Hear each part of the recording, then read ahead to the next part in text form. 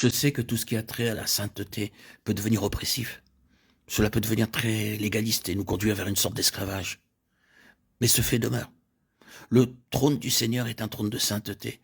Son règne est un règne de sainteté. Sa vie est une vie sainte. Nous savons bien par expérience que si volontairement ou même involontairement nous touchons quelque chose qui soit impur ou corrompu, nous touchons ce monde en esprit et que la gloire s'affadit.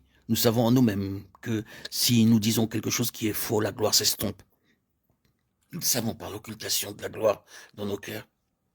Une ombre, un nuage, vient sur notre esprit.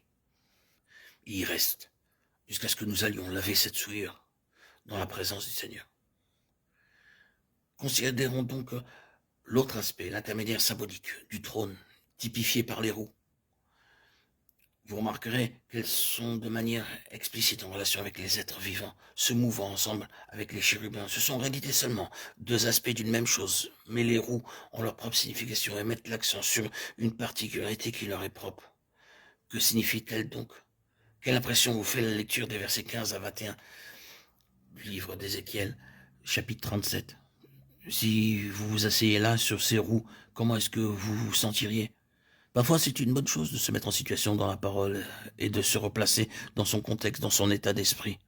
J'ose suggérer que si vous lisez ces versets de cette manière et que vous vous asseyez, vous pousserez un cri en disant « Mon texte bouge, il y a quelque chose qui s'agite ». Quelle que soit votre sensation, vous ne repartirez pas avec un sentiment de passivité ou de tranquillité. Nous savons qu'il se dégage de ces roues une immense énergie et un mouvement avec une réelle intention. Les roues symbolisent donc le mouvement, la dynamique, la progression. Et ici, l'esprit des êtres vivants était dans les roues. L'énergie de l'esprit est là. Il y a de l'énergie et du mouvement avec un dessin. N'est-ce pas ce que cela signifie? Elles nous disent clairement et simplement que ce trône est un trône dynamique et actif en relation avec ce que Dieu désire. Toute l'énergie et les activités contenues dans ces prophéties sont l'expression de ce trône. C'est la signification de ces roues. Le trône est une progression, en progression constante. Le trône n'est pas passif. Le trône est gouverné par une formidable énergie. Dieu est profondément désireux d'obtenir sa grande fidélité pour que tout soit glorieux, rempli par sa gloire et pour sa gloire. Avec le Seigneur, il n'y a rien de facile ni de laisser aller pour parvenir à cette finalité de la gloire.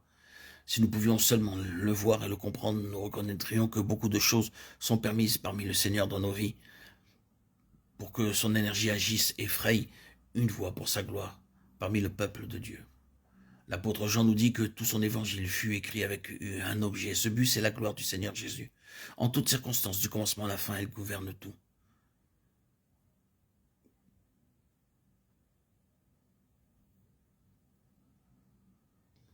Le trône opère avec une parfaite intelligence et avec une complète connaissance, saisissant les moindres éléments, les caractéristiques de tout ce qui doit être traité.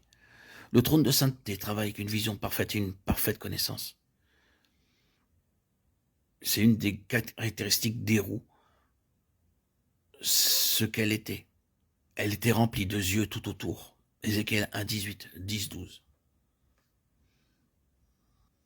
Les yeux de sa gloire nous sont, ils connaissent nos déceptions et toutes nos désillusions les uns à l'égard des autres. Ils nous connaissent parfaitement. Le Seigneur agit avec nous selon cette connaissance. Et nous ne pourrons pas mettre de côté cette réalité. Si le Seigneur décide de nous traiter sous la forme d'un jugement particulier, s'il décide d'intervenir, c'est parce qu'il a vu ou qu'il voit quelque chose. Quelque chose qui nous cause un préjudice, quelque chose qui limite ou qui entrave la gloire en nous. Personnellement ou individuellement ou dans nos assemblées.